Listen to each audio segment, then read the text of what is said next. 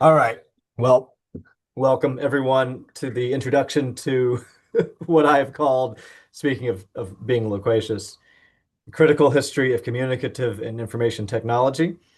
I really struggled to come up with like the right phrasing for this, both because, as we were talking about a bit before, finding a word that describes all the different forms of writing, things that are kind of like writing, other forms of let's say fixed or standardized communication is Mm, really hard. mhm, And I wanted to find something that would capture a lot of this complexity, um, and that would situate it within this broader study of technology. So some of us uh, will have participated in the reading group over the summer where we looked at mainly theorists of technology. So technology in the broad sense, not just kind of textual or communicative, but just technology in general. We're going to continue to draw on some of that as we go and thinking about communication information technology within these bigger frameworks. But we're also going to zoom in on some particular histories and instances. So I've kind of changed up the format of things to start us out in the very kind of particular, and then we're going to gradually expand as we go out. And I'm going to talk a little bit about that in this presentation today. Before I go on, I just got to highlight the imagery here. I picked it to kind of summarize what we're going to be covering, especially in the first third of the course. We're going to look at the history of information and communication, starting kind of in the Paleolithic and going all the way up to the present, mm, with a special focus on text and things that might be text, kind of text. So we'll start with cuneiform, with kind of the emergence or the emergences of writing in different places. The mm, question of, what exactly is writing? What does it do? What does it not do? And I'm hoping as we go, we'll look at, I don't want to call them edge cases, but we'll be looking at examples and things that you don't necessarily see in kind of the standard histories. So we talked a bit before this started about these amazing Buddhist rebus texts about Mesoamerican pictography or whatever you want to call it.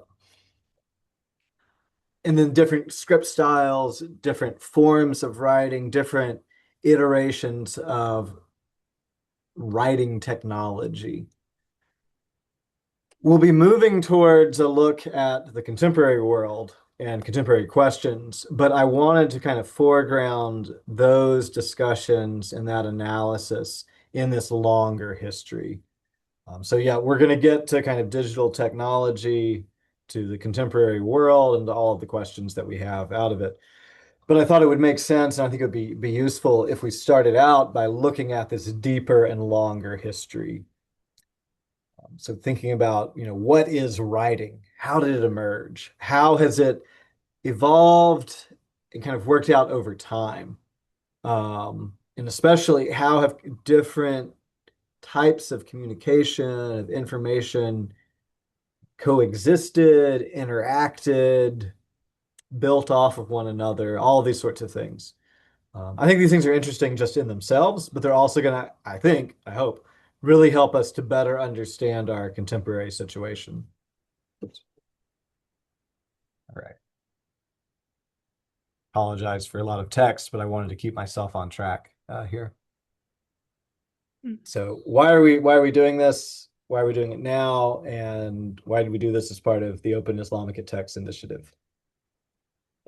Speaking of information overload, it's a lot. It's a lot. The main reason I think is, and kind of get down, start at the bottom.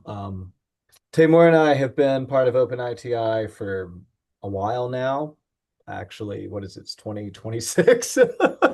I started with the Open Islamic Text initiative at the end of 2019, beginning of 2020. So yeah, almost 7 years.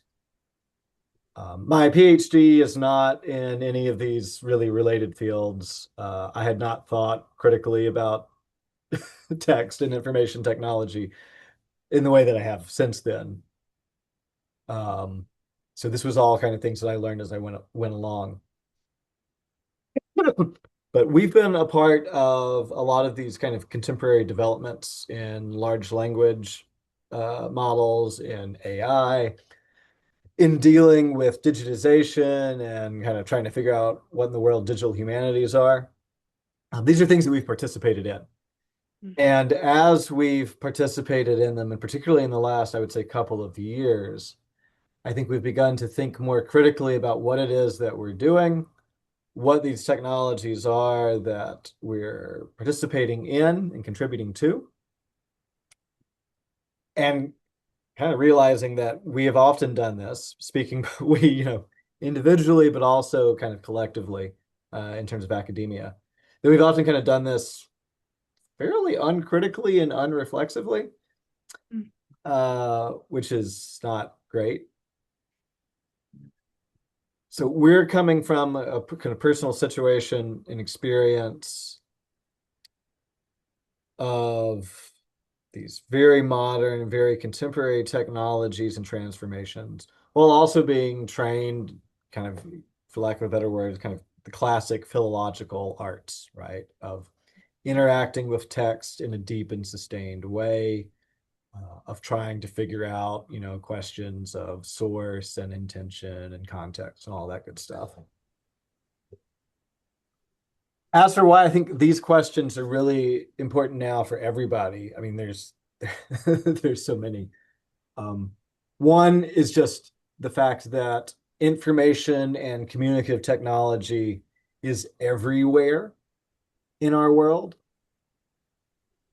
and it's everywhere and it's diverse in a way that has not been true in the past. We have seen a cumulative accumulation of these technologies, of modes of information and communication, starting, a long time ago, because we're going to go back 5, 6,000 years. But over the last 2 centuries, there has been, as with everything else, a greater and greater increase. And over the last few decades, we've seen just an explosion, right? So if we think about the rise of digital technologies and all of the transformations over the last few years in that, we have just an explosion of particular technologies and ways of conveying information and communication.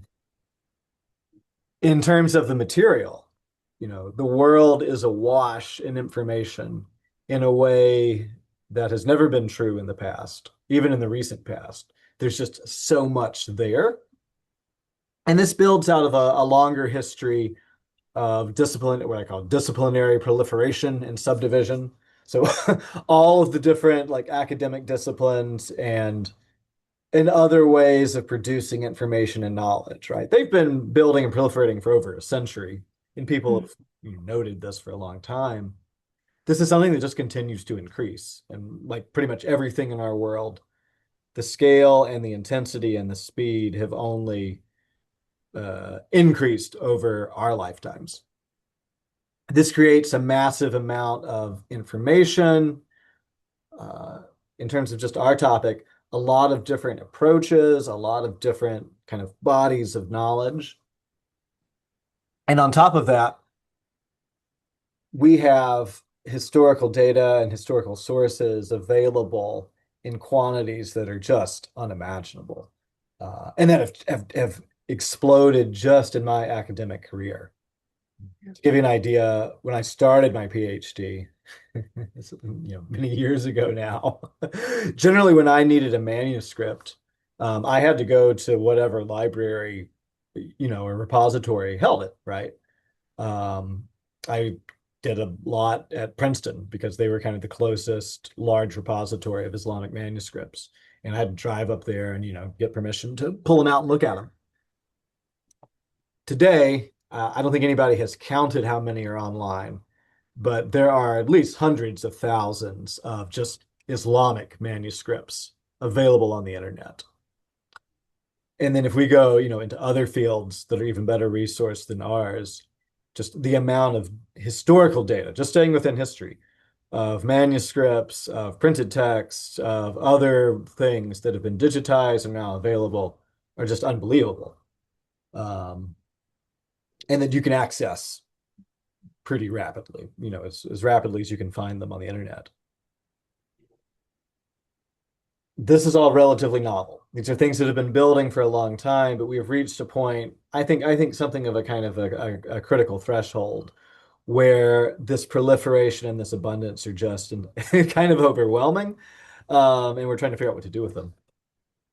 Related to that, and maybe the kind of the biggest thing, and this animates a lot of conversations, is the very public debate. You see it everywhere, and lots of people are talking about it, not just academics, over big data, surveillance, and generative AI. This is going to be one of the animating concerns of the 2026 midterms here in the United States, right? Um, do we want more data centers?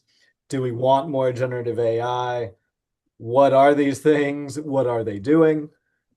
And I'm kind of related to them and maybe a bit at the edge of our immediate concerns here, the question of surveillance. Right now, the very salient one in the United States is these flock cameras, which have really captured the public imagination, and not in a good way. um, but these are things that people in the U.S. and I think around the world really are thinking about and talking about a great deal. Now, you know, what people are thinking and feeling is often very inchoate. There's often more of a kind of a mood, a sense that there is something amiss. But I think right now is a really powerful time to, as academics, as people interested in, in scholarship and in critical theory, to really be thinking about these things and trying to make sense of them ourselves. Um, because they're not just these particular topics of data centers and generative AI, but they feed into much bigger political and cultural and social questions. Um, and ultimately, these questions of technology, of communication, of information, they have a lot to do with the contours of global capitalism, of state power. These are things that really matter. And I think we have an opportunity to do some significant stuff by interrogating these things. Relatedly, I'll skip over this really quickly, but open ITI, and so Tamor and our work comes out of this kind of amorphous space of digital humanities. Um, one of the things we want to ask over the course of this academic year is, like, what are the digital humanities? Maybe less of that, but kind of to think about this complex we call digital humanities in a more critical way and a way that is connected with these other questions. I don't think this has been done super well in the past, and I hope that we can do a little bit of it now.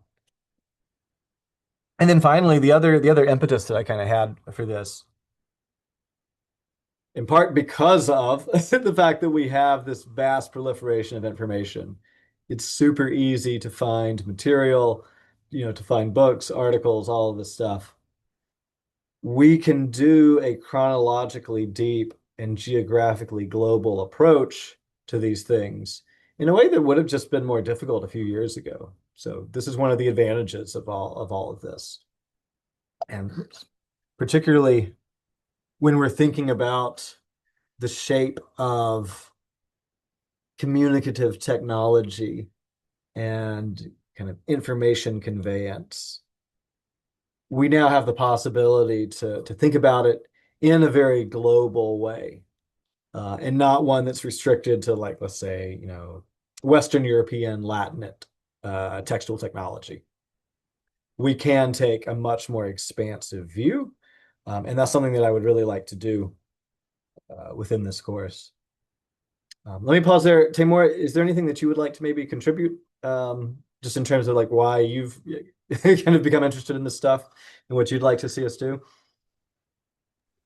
Thank you, Jonathan. Yes, I think, I mean, you've covered most of it, but I would just like to add that one of the things that brought us to this course was uh, almost an alarming sense of the kind of possible directions that the work that we are doing, especially with the digital humanities, can take. One of the things that we may or may not get a chance to explore in this discussion course of semester, maybe next time, or maybe we will, is also the structures of knowledge production that enable this kind of work, and critically investigating them and in what they are embedded in, right? Because a lot of they are, of course, in terms of the critical apparatus of technology that is very much embedded in capitalism, and we understand that. Where I was yesterday reading testimony of a scholar who was working for Google for about 10 years and then resigned, and wrote how in the sort of technology production industry, the aim is, of course, which we all, I guess, know is to increase profit rather than focusing on creating technologies that actually solve human problems. So the questions don't arise from human problems, but rather than just the tools have a life of their own. But at the same time, bringing that, I think, is while it is clearer in terms of technologies that are commercial, it is less so in the case of academic knowledge production, that a lot of the fields that we are in, especially in the Islamicate area studies, Middle Eastern studies, Near Eastern studies, they have actually been funded by and motivated by questions of state power, questions of surveillance, questions of um, the state's sort of production of knowledge as a way of governance. We all should remember that these fields were actually created by the Middle East, South Asia, Near East. All of these were created in the State Department categories. These are State Department categories from the 60s, which then funneled funding into these departments, which I mean, a lot of course, what happened in the next 50, 60, 70 years for is was very different in that scholarship also became critical, and but in terms of the language production, for example, the apparatus for knowledge production language, which we are building on, right? I mean, whether that be Arabic or Persian or other languages, um, the knowledge that we do produce, which is open, it then gets fed back into the state apparatus and is used for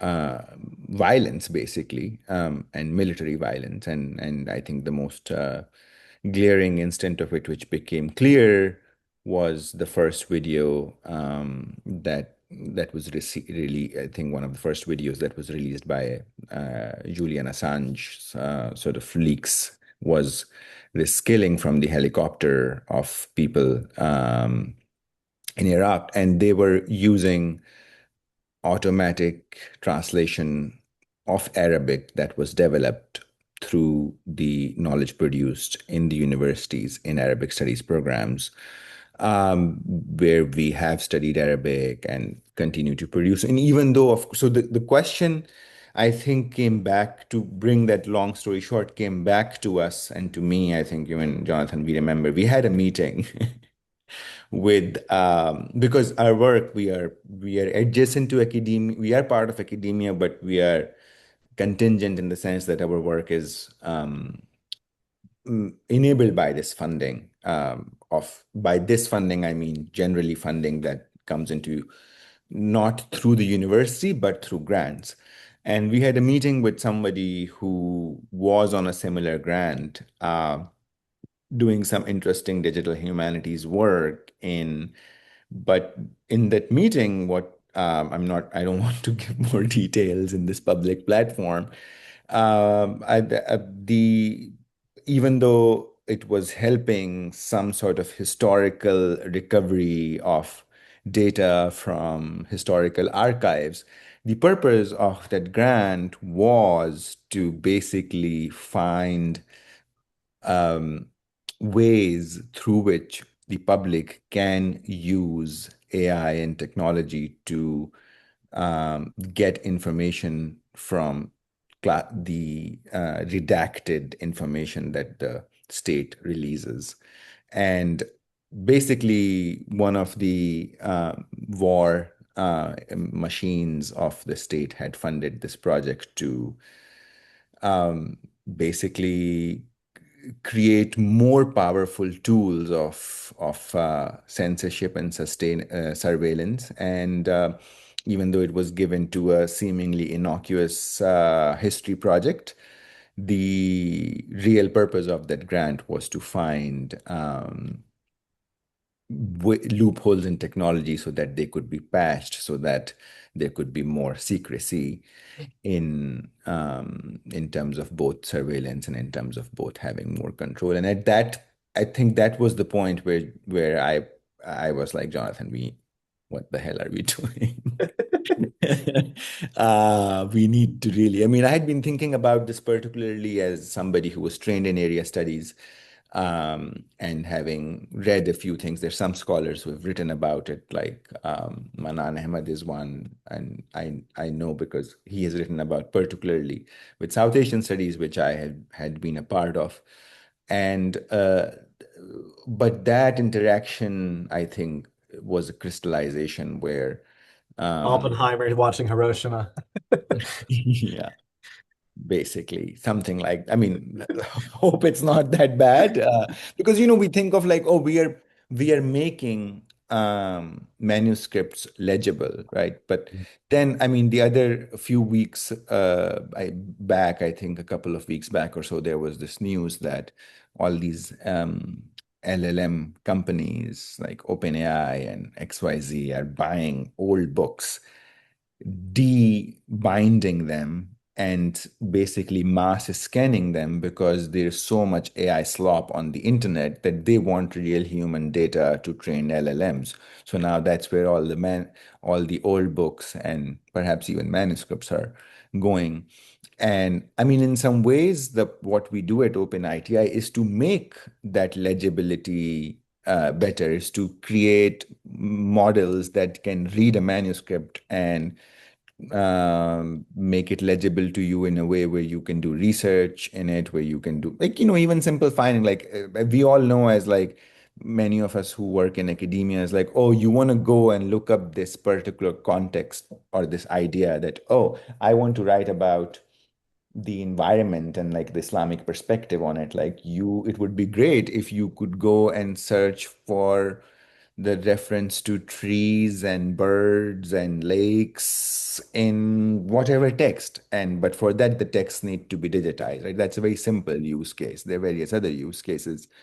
So it seems very innocuous, but at the same time, I mean, and that's a difficult question, and I think that we don't have an answer to. Is like, what do we do? Like, how do we can we actually produce knowledge? And to me, it's more of an ethical question. Should we actually produce knowledge, and how? What would that ethical practice involve? I think in some ways, it would be good to go back to some of sort of anti-colonial thinkers and post-colonial thinkers, particularly dealing with the encounter of new knowledge systems that are more powerful in terms of technological power. With like, how does the native deal with the technology of the colonizer? Like, in some ways, I think those questions um, become relevant here, even though the context is different, but it is the same in terms of, like, if we think of the state and capitalism and extractive structures, because they continue to remain similar. Both, of course, in globally, but also even within the countries, even within like the US or Canada, because in some ways there is a way of thinking about public as that sort of now the native in some ways. I mean, that's it's a complicated metaphor, but I think it also becomes an opportunity to draw on that. Anyway, so these were, I think, like for me, and Jonathan, like that was sort of one motivation, which I think which then grew into these huge sort of topics, which are all very much part of it. But I wanted to sort of bring that also as something, because to anchor the criticality and the critical interrogation that we are talking about of the digital humanities, as we take a wider, long historical for accumulation trace, because even then you can see the ethnographic impulse of the colonizing state is what is essentially now big data and surveillance and generative AI is coming from that, like those earlier ethnographic surveys of the natives of various lands, including in the US, to govern them better, right? Like the knowledge is turned into power in a particular way. I mean, knowledge is power is not necessarily neutral power. Um, so I think like as we take this chronologically deep and also geographically global approach to these questions, I would love for this to be coming back to this question of our personal situation and experience with this matrix. And when I say our, I don't just mean me and Jonathan and other people who are doing digital humanities, but All of all of us, us, really. all of us. So yeah, that's I think what I wanted to add.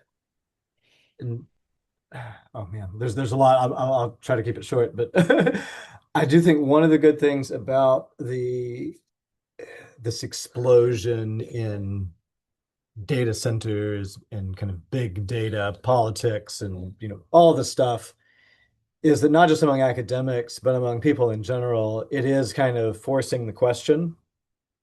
And some of it, I think, is just the speed at which we've seen this expansion and the speed at which like generative AI have been, integrated often very like um, clumsily and like ham-fistedly into so many aspects of life.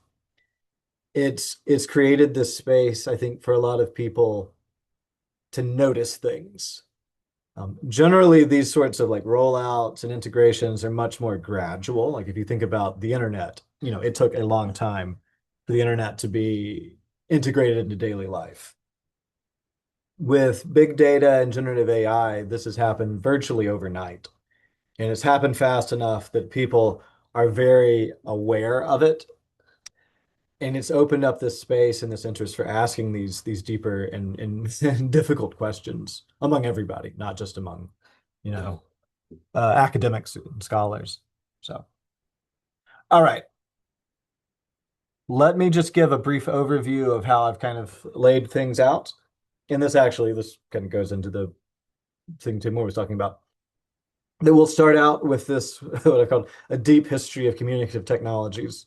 So over the course of the fall, um, looking at, orality and literacy, the emergence of writing, different forms of communication and information technology over the past 5,000 years. This will lead us into the modern period and these particular contemporary questions, which I've divided up. And these actually, I mean, these very much kind of go together and inform one another. But in part two, looking at really the internet and digital technology broadly,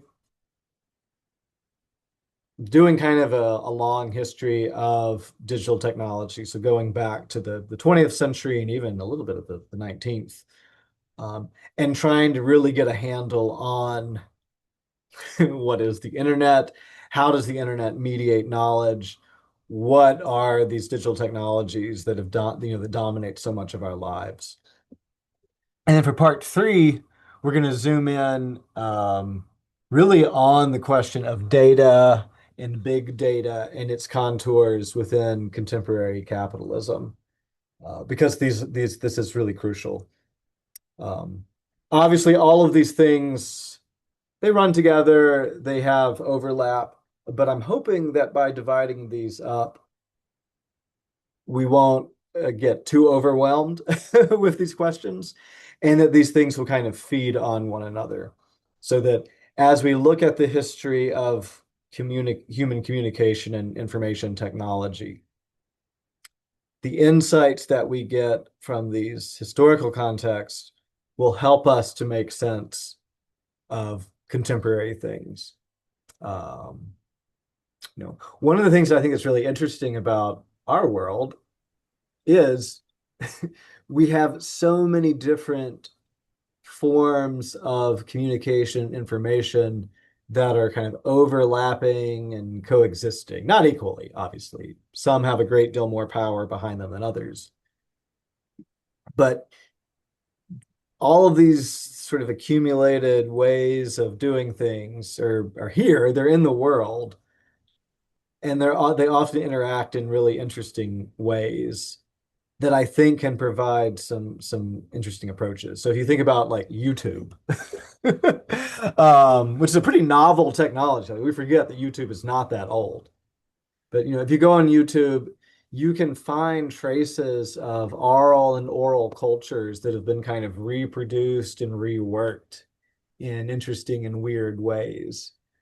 Um, and then and there's so many examples like that.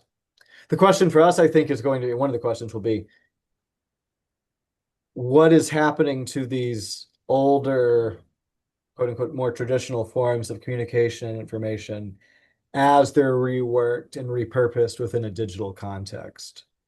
And that can, take on a lot of different forms.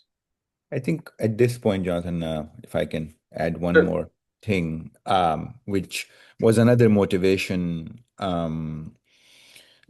which I think like can also be a guide to all of us, is this self-reflection, and I think all of us are already doing it. But if we do it more self-aware way, it might be helpful. Is to think of, um, as I think Jonathan mentioned in the email, the phenomenology of these technologies.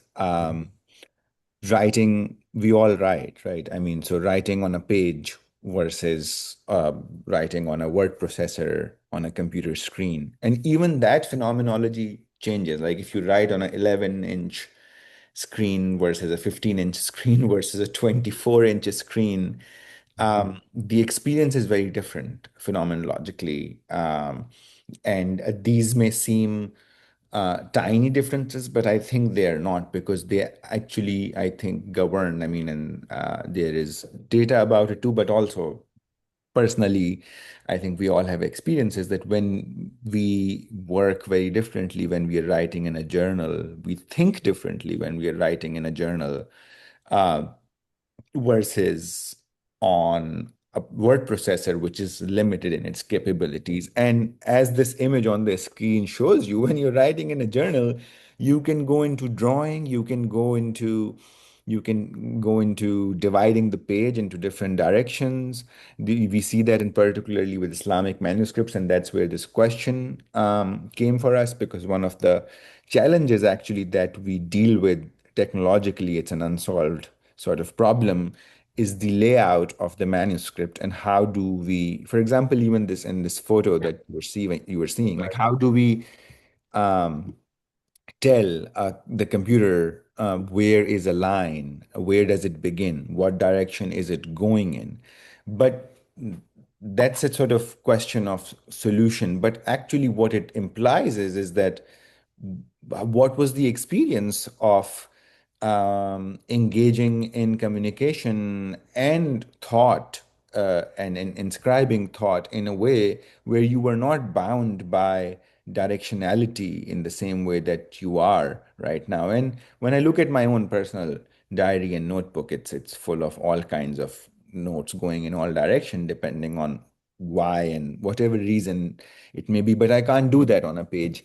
But I've also, of course, noticed, and I wrote a Substack post about it also, is that the distraction that is now on the screen, like you have you easily have the temptation to go and look something up and then go into that hole, and it's a whole another world. And then when you come back, you've already in a different frame of mind because you've already thought about something else. Versus the slowness of the page, that even if you wanted to look up a word, you would have to go to a dictionary, and it would produce a different kind of uh, knowledge just by two factors, which would one would be of speed, of course, and the second would be that you would be interacting with a limited apparatus of knowledge aid. And I think those are the questions that are hard to investigate because we move away and away from those technologies, as we are all part of it's. At least as academics, we have to write, we have to produce things, we have to share things, and manuscripts are not the way, or diaries are not the way that these things are happening. But it is worth, I think, thinking about those things consciously and trying to cultivate that practice, and as a reflect, not both as a practice of sort of, writing, but also as a practice of reflecting on that process. Um, and and and then the third aspect of it now, especially after LLMs, is like, why do we do what we do? Why should we do what we do? I mean, 2 days back, I was trying to translate an Urdu ghazal, a verse from an Urdu ghazal that I really liked.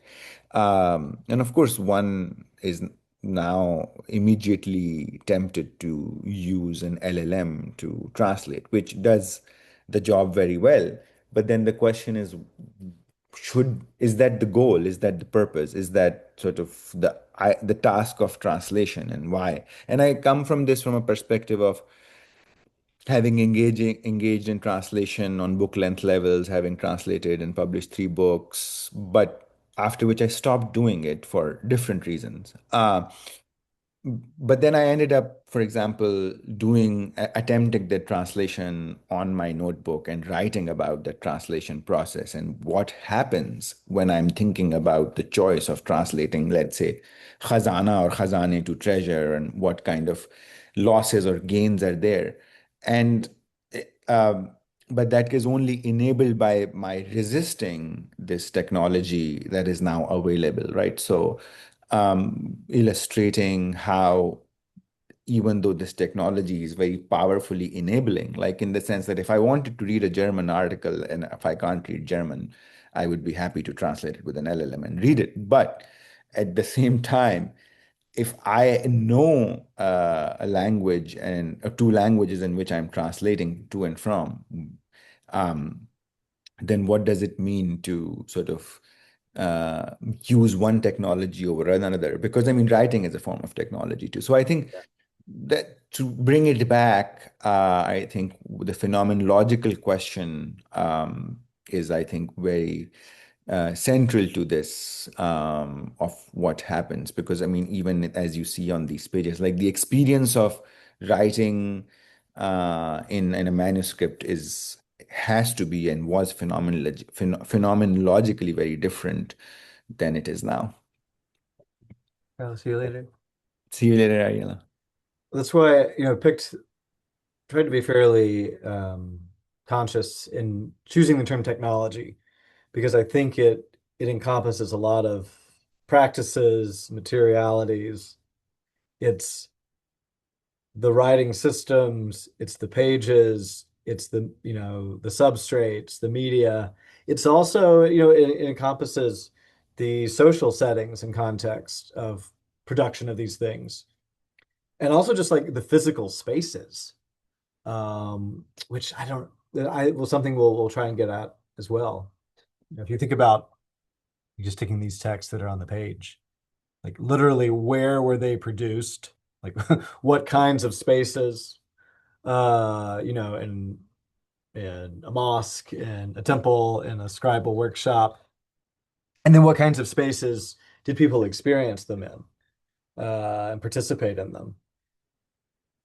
If you think way back to like our Paleolithic ancestors, I think the fact that the information technology that they're best known for of kind of late Paleolithic cave art, the fact that they were very deliberate about where they put that stuff. That they, almost in some ways kind of the opposite of our mentality today of maximizing kind of convenience and efficiency.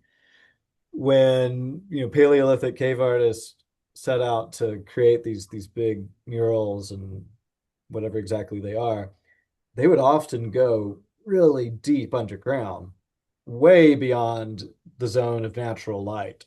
And oftentimes, crawling on their stomachs through passageways to get to locations that had like kind of the right contours and acoustic properties, and then creating these, whatever you want to call these, art or communication or ritual or whatever it is.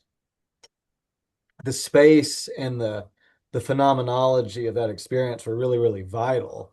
And they had no interest whatsoever in like efficiency and ease. It was almost kind of the opposite. Um, and that shaped what they were doing and what it meant and how it kind of interacted with the people who made it and experienced it. Our modern technologies do the same thing, and we have to think about them as materialities, as spaces that we inhabit, and how these things kind of exist in the world. So, all right. Should wrap this up in a minute. Briefly, the chronological and geographic range for this is going to be basically as broad as we can manage. Um, there is definitely, and hopefully everybody had a chance to look at the list of readings that I put together so far. There's definitely an Islamic bias, just because Taimur and I, those are the fields, the areas that we know really well.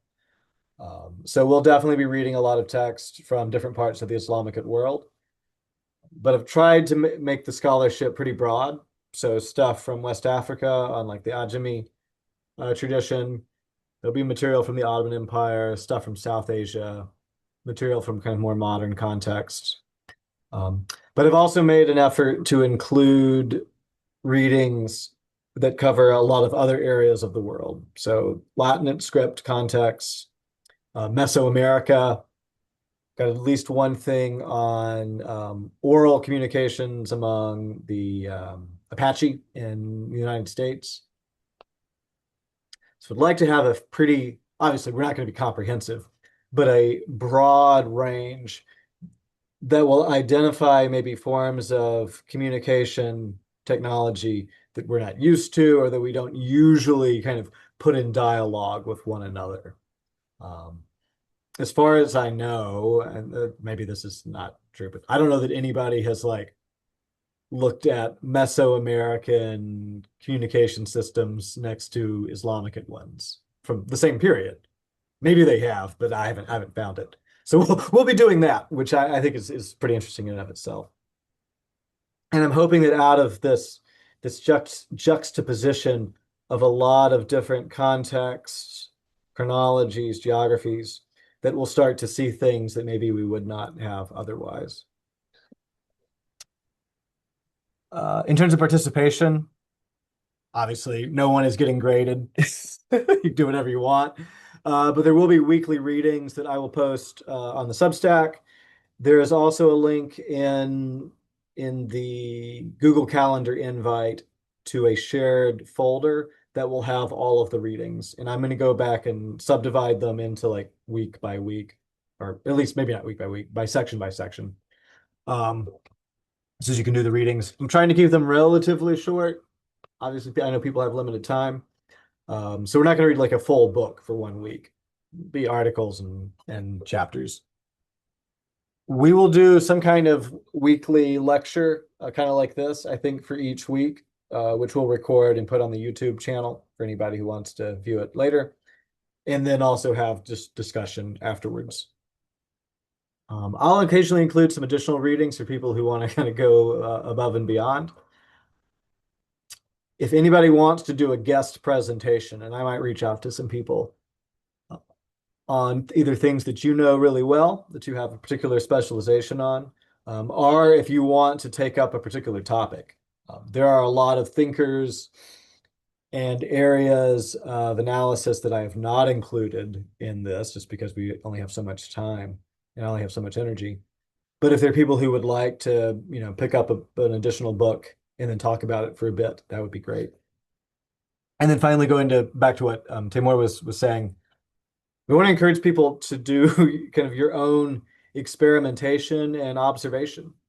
So, and we'll be talking more about this as we go. But if you want to start keeping like a commonplace book, of which this is a really, really nice example, writing longhand, exploring the affordances of different kinds of communicative technologies. So, using a pencil, maybe using colored pencils or watercolors, um, different kinds of, experimentation, and seeing how they interact with other technologies that you might be using.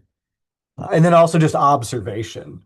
So one thing as I've been preparing for this material and kind of working through it over the course of the summer, I found myself paying more attention to the environments around me in terms of the sounds, the semiotic systems, right? Like the way that information is being conveyed, the way that people are interacting in a given space, how people's conversations or ideas, how they might change or shift depending on the context.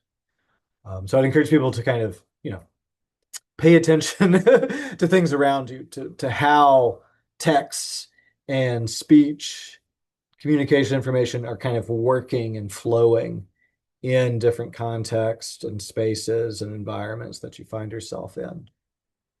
And if you want to write things down and like share them with the group, that would be great.